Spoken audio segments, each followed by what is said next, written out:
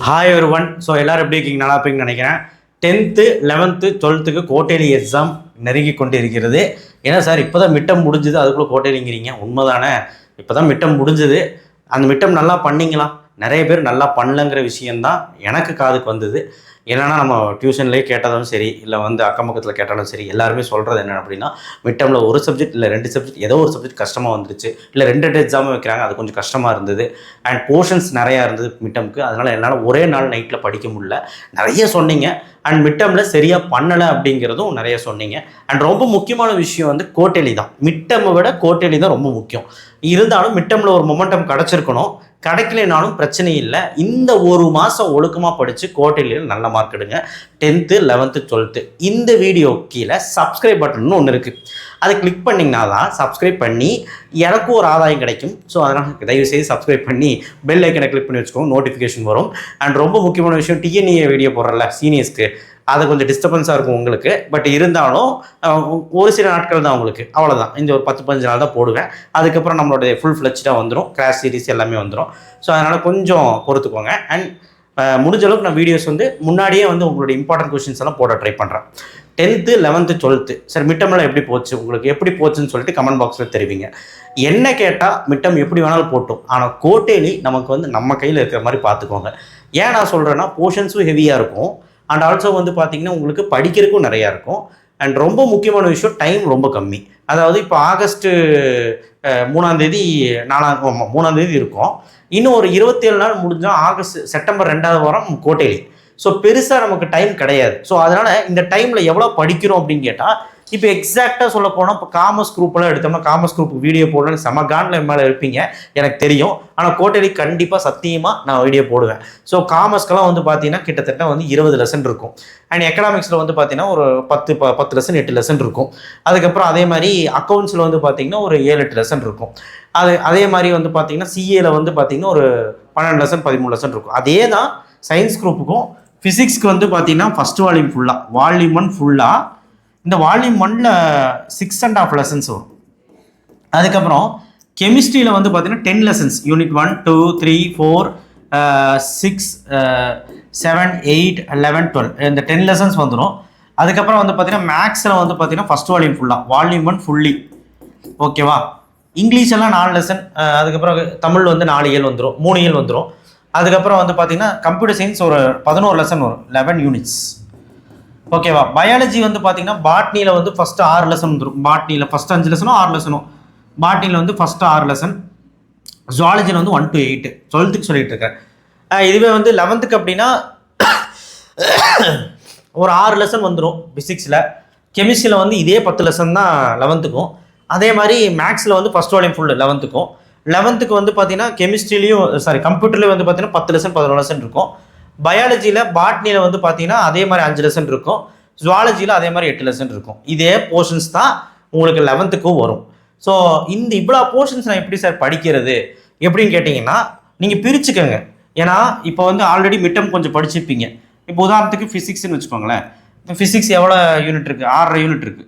இப்போ நான் என்ன சொல்கிறேன்னா 1 2 5 எனி 3 or 4 இந்த லெசன்ஸ் ஒழுக்கமாக படிங்க. இந்த 4 பாடத்தை ஒழுக்கமாக படித்தாலே நம்மளால் ஒரு 50 மார்க் 55 மார்க் மேலே எடுக்க முடியும். அதை யாருக்கும் தெரியறதில்லை. ஈஸியாக நம்மளால் 4 5 மார்க் எழுதிடலாம். 5 5 மார்க் எழுத முடியுமான்னு தெரியல. 4 5 மார்க் எழுதலாம். கஷ்டமாக கேட்டால் 4, ஈஸியாக கேட்டால் 5 எழுதிடலாம்.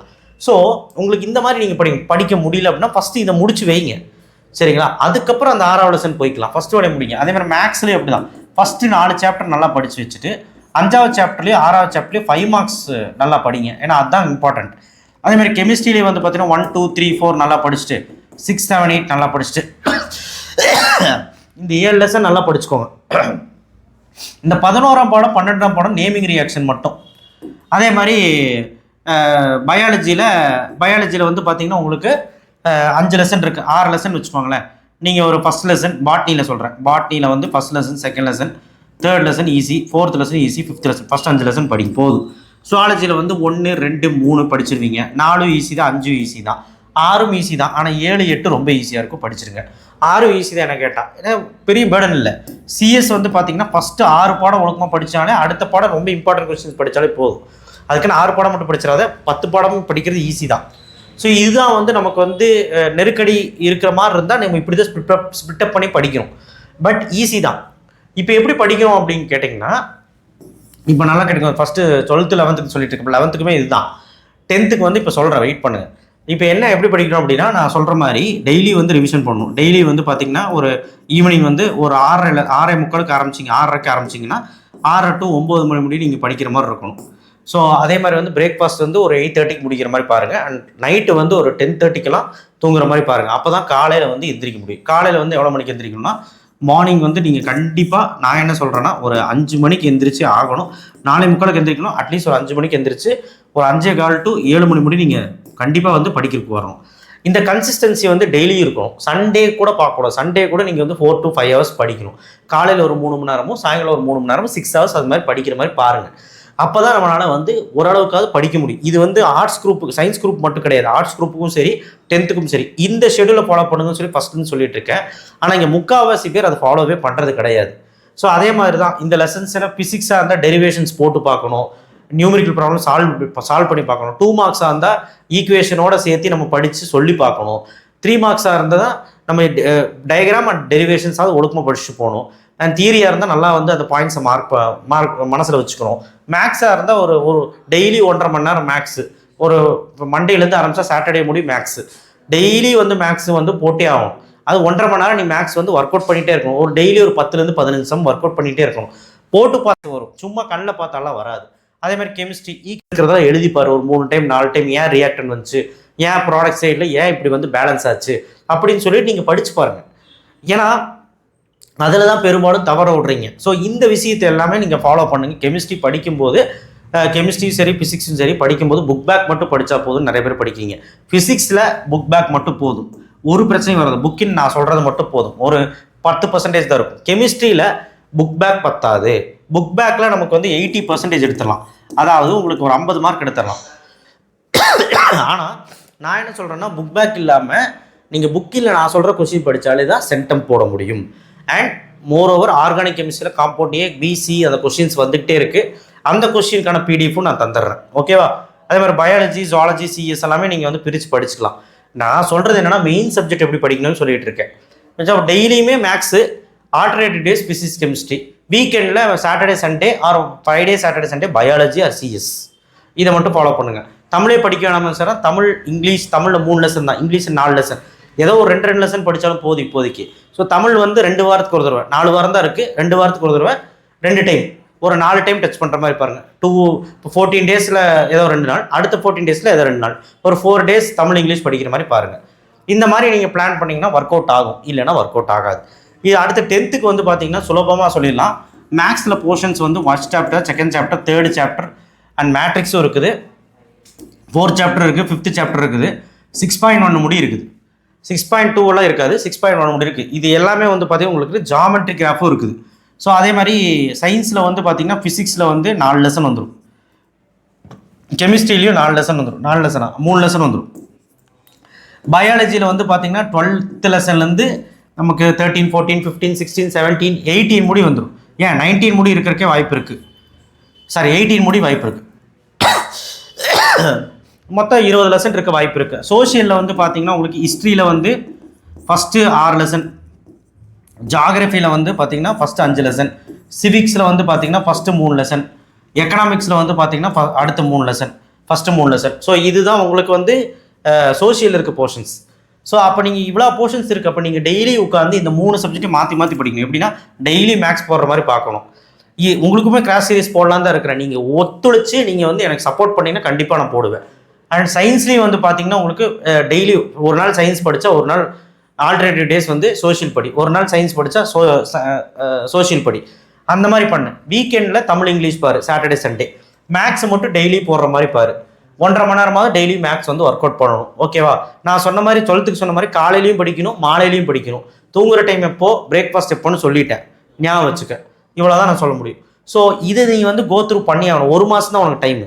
ஸோ ஆல்ரெடி மிட்டம் கொஞ்சம் படிச்சிருப்பீங்க. இந்த புது லெசன்ஸ் எல்லாம் கோ த்ரூ பண்ணணும். மேக்ஸில் முக்கியமாக வந்து பார்த்தீங்கன்னா முக்கியமான எக்ஸசைஸ் எல்லாம் சொல்லுவேன், படிக்கணும்.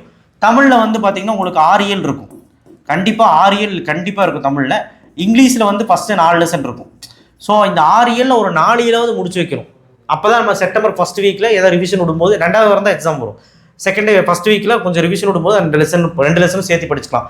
இங்கிலீஷில் வந்து ஃபர்ஸ்ட் 4 லெசன் ஒரு 3 லெசன் தரவு பண்ணிங்கனாலே போதும். ஓகேவா? ஸோ இங்கிலீஷ் தமிழ் பற்றி ஒரி பண்ணுறதை விட்டுட்டு இந்த சப்ஜெக்டை வந்து கவர் பண்ண ட்ரை பண்ணுங்கள்.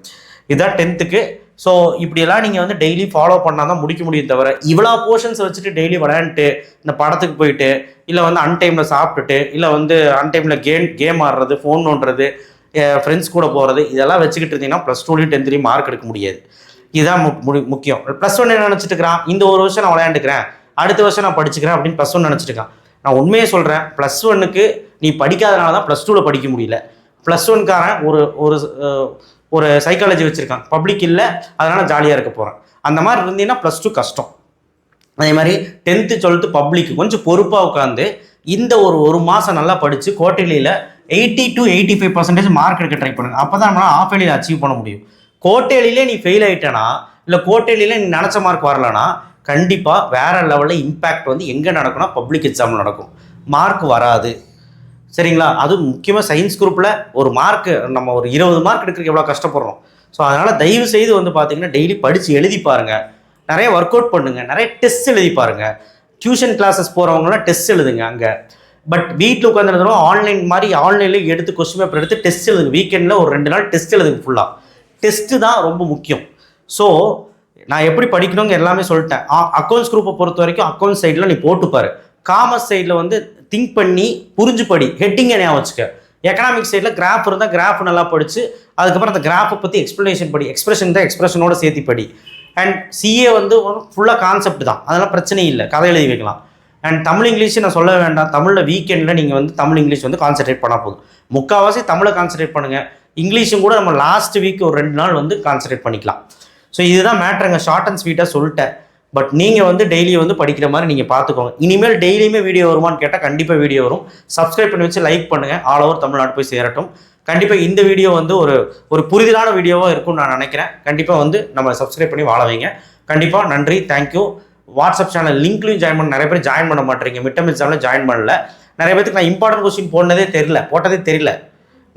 நீங்கள் விவேக் மேக்ஸ் அண்ட் சயின்ஸுன்னு அடிக்க வேண்டாம். Just 12th standard important maths, 12th standard important physics, 11th standard important maths இப்படி அடித்தாலே வந்திருக்கும். நிறைய பேர் சர்ச் பண்ணல, அது ஒரு விஷயம். ஆனால் குவார்டர்லிக்கு கன்சிஸ்டன்சியாக வீடியோ இருக்கும். கிராஸ் சீரிஸ் எப்போ போடலாங்கிறது ஒரு டிஸ்கஷன் பண்ணிட்டு இருக்கேன். ஸோ அந்த கிராஸ் சீரிஸ் நீங்கள் எப்போ போடலாங்கிறது நீங்கள் தாராளமாக கமெண்ட் பாக்ஸ் சொல்லுங்கள், அதையும் நான் தெரிஞ்சுக்கிறேன். நன்றி, வணக்கம். நெக்ஸ்ட் வீடியோ சந்திப்போம்.